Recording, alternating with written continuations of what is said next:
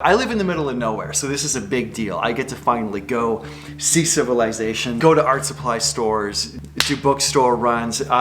Calgary is great for used bookstores, art supply stores, this kind of stuff. I saw Radiohead and Brahms together with the Calgary Philharmonic, which was pretty cool, you know, and that's kind of the sort of city that it is. It's great. I'm hitting art supply stores and comic shops. I want to read some new stuff. And of course, I'm looking at all the Western comics, and they're super boring. I noticed everything I was getting was humanoids, more of like the Euro comic type. Everything Marvel and DC to me just looked like talking heads sitting around, pleased with themselves. It's so boring. It's bad, it's uninteresting. And then I walk over a few feet to the young adult section, which there's a ton of stuff in there. There's got to be some good stuff in there. So I got a whole bunch, and I'm gonna go through it and see what's good. I hit the manga section, and I've kind of punched out of manga. I punched out a while ago. There's a few things that I've read here and there.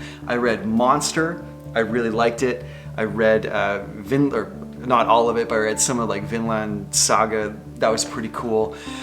But for the most part, I've kind of tapped out. I mean, I do like some anime, very few and far between, but I've kind of tapped out of manga itself. And I felt like, you know what? I'm totally missing out. There's something in here. There's a reason why all of this stuff is so appealing. And it can't just be because this other stuff on the other side of the aisle, the Western comics, are so bad that it makes this stuff look good. It can't be, because there has to be good stuff in here. I picked up a schwack of stuff, and I made a huge mistake ignoring manga. I made a huge mistake. I should have went deeper. My frustration over like, man, how come where's the good stuff? It's like, you know what, it's just right over there. The first thing that I picked up and the first thing that I read completely flipped me around to this whole thing that I've been missing out on, which is kick-ass Japanese comics. And it is Deathnote, which is probably not that much of a surprise, because this is a big deal. Absolutely loved it, burned through it.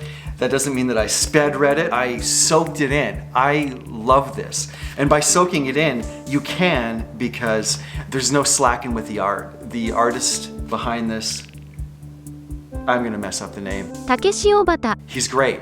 Really, really good. There's no shortcuts. There's no cheaping out on backgrounds, that kind of stuff. The character design is great. Storytelling, great. Probably in the top tier of material out there, absolutely. I would think so. It can't all be this good, can it?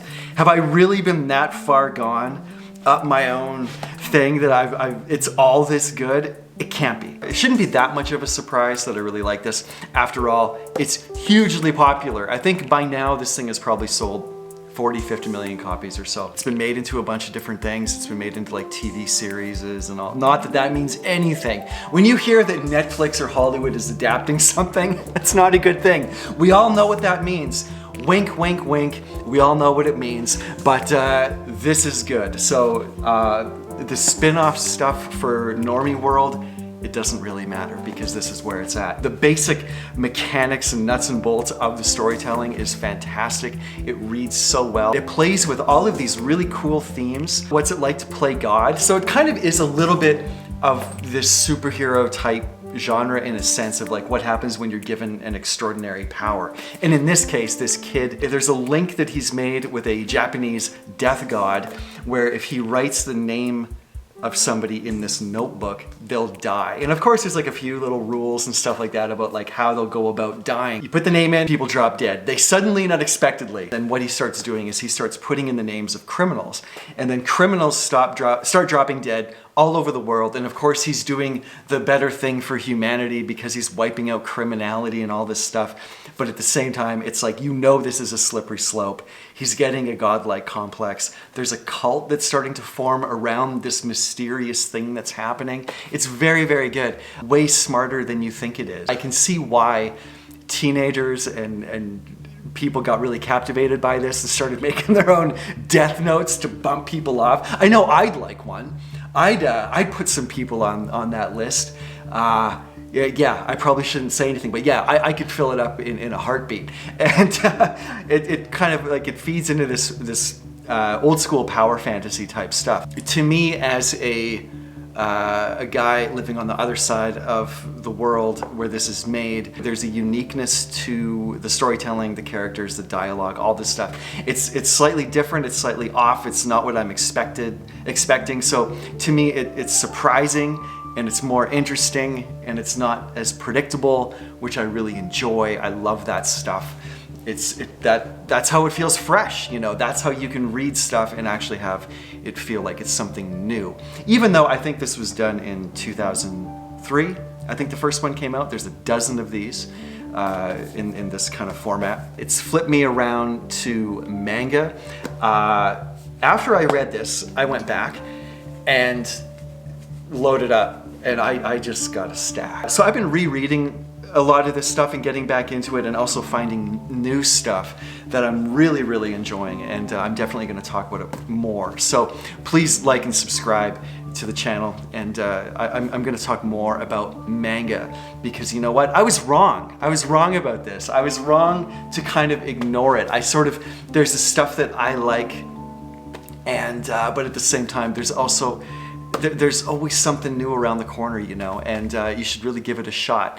Explore other things. That's the lesson, you know, explore other things and do a deep dive, because there's a reason why this is so appealing to so many people, and why, especially, that it's totally crushing the Western comic market, which is hilarious. I mean, it shouldn't be any surprise. So this is a Shinigami, a Japanese death god like you see in Deathnote. It's my own spin on it. I'm not going to completely just ape it out of the book. I'm going to kind of do my own thing. It's kind of got this cool rock star sort of vibe to him. I really dig it. It's really cool. In the book, he pops so much, and he just has this presence of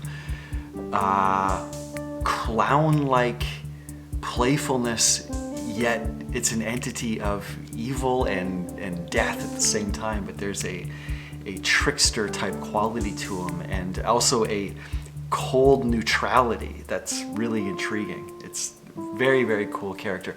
Very cool character design. I love the freaky eyes, this clown kind of Nephilim sort of thing. Totally dig it.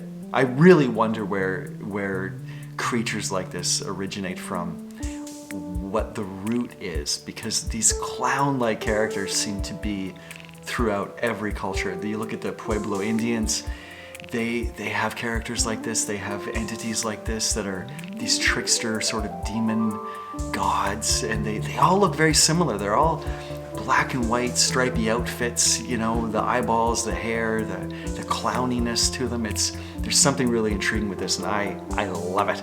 This is right up my alley. I totally dig this stuff. I don't know what I'm gonna do with this when I'm done. I think I might as well give it to one of you guys. If one of you guys wants this, hit me up. There's going to be links below to social media stuff.